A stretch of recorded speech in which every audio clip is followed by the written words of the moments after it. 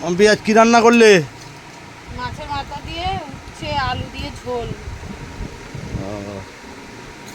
আর ওখানে রুই মাছের ঝোল আছে কুমড়ো আলু দিয়ে। উচ্ছে আলুর ঝোল, বাহ, মাছের মাথা দিয়ে।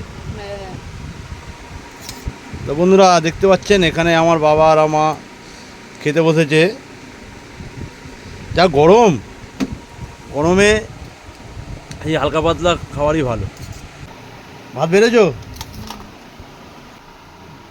কুমড়ো আলু দিয়ে মাছের ঝোল, রুই মাছের। আচ্ছা, কুমড়ো আলু দিয়ে রুই মাছের ঝোল।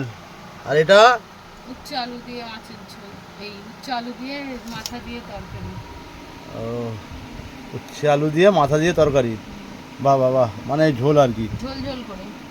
ও, আর এখানে মা বাবা খাচ্ছে বন্ধুরা।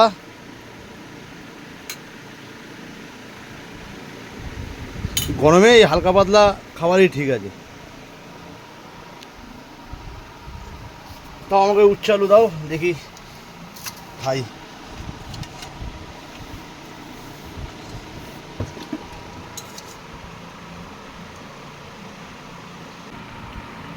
উচ্ছে আলু তরকারিটা ভালোই হয়েছে।